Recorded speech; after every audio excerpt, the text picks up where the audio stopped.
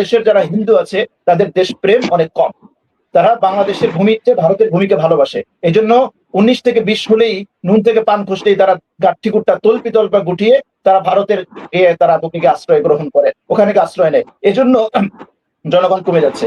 গোবিন্দ দাদা যে অখণ্ড ভারতের যে তথ্যটা দিয়েছেন, এটা আংশিক সত্য, আংশিক সত্য না। উনি সপ্ত মহাদেশের কথা বলেছেন।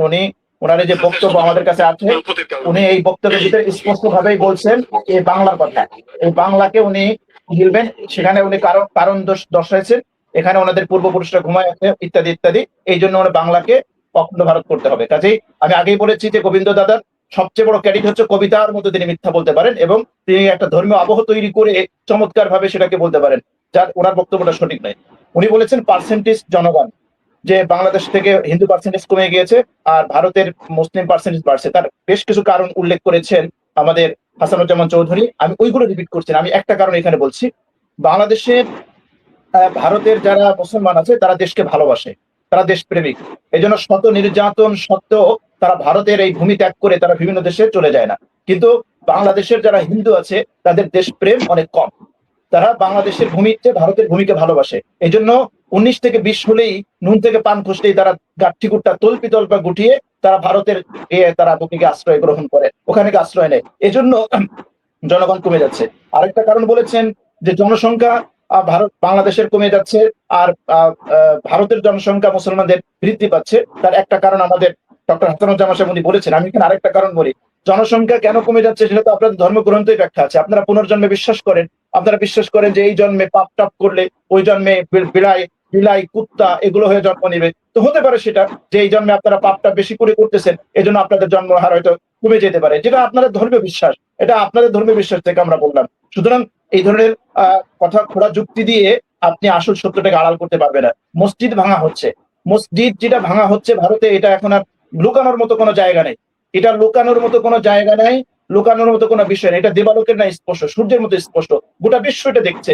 আপনারা বাবরি মসজিদ ভাঙছেন, ভারতের মসজিদগুলো কিভাবে বুলডোজার দিয়ে গুড়িয়ে দেওয়া হচ্ছে। কিন্তু কথা ছিল যে বাংলাদেশের কয়টা মন্দির ভেঙে সেই জায়গায় মসজিদ করা হয়েছে। কিন্তু আপনি বিভিন্ন উদাহরণ টানলেন যে অমুক জায়গার জমি, অমুক জায়গার জমি। আপনি যদি জমি বিক্রি করে চলে যান আর কোনো মুসলমান যদি সেই জমি ক্রয় করে, মুসলমান যদি জমির মালিক হয়ে যায়, তাহলে সে মুসলমান তার জমিতে কি করবে না করবে সেটা তার ব্যক্তিগত ব্যাপার। সেটা তার ব্যক্তিগত ব্যাপার। সে তার জমিতে সে ইচ্ছে হলে বাড়ি বানাবে, ইচ্ছে হলে অমুক বানাবে, তমুক বানাবে। কিন্তু আপনি জমি বিক্রি করে গিয়ে আবার সেই জমির মালিকানা দাবি করা, এটা ভারতের হিন্দুদেরও একই স্বভাব। এই জন্য মসজিদ নির্মাণের জায়গায় তারা এখন রাম মন্দির সেখানে খুঁজে খুঁজে, রামের মূর্তি খুঁজে মসজিদগুলো ভাঙতেছে। এই আশঙ্কা থেকে আমরা বলি যে এইখানে এসে আপনার কি গাইবান্ধায় এসে সেই একই দাবি করবে, সেই জন্য আমাদের এই আশঙ্কা। আপনি আরেকটা বললেন, কথায় কথায় যেটা বলেন যে ভারতের মুসলমানরা বহিরাগত, এটা আপনার একার বক্তব্য না, এটা গোটা ভারতের হিন্দুদের এটা বক্তব্য। কিন্তু এই বক্তব্যটা একেবারে ডাহা মিথ্যা কথা। যেহেতু ডক্টর হাসানুজ্জামান সাহেব উনি এটা এক্সপ্লেন করেছে, আমি আর এটা বললাম না। যে যেই যুক্তিতে ভারতের মুসলমানদেরকে বহিরাগত বলা হয়, একই যুক্তিতে ভারতের হিন্দুরাও বহিরাগত। সুতরাং সাত দিয়া মাছ জায়গার আমরা চেষ্টা না করি। আশা করি আমরা এটা বুঝতে পেরেছি। আমাদের লাস্ট বার্তা হচ্ছে, এদেশে বাংলাদেশে 56,000 বর্গমাইল, বাংলাদেশে মুসলমানরা যেরকম রাষ্ট্রীয় অধিকার আছে, হিন্দুদেরও অধিকার আছে। বাংলাদেশের মুসলমানরাও তার রাষ্ট্রীয় অধিকার, সাংবিধানিক অধিকার ভোগ করবে, হিন্দুরাও ভোগ করবে।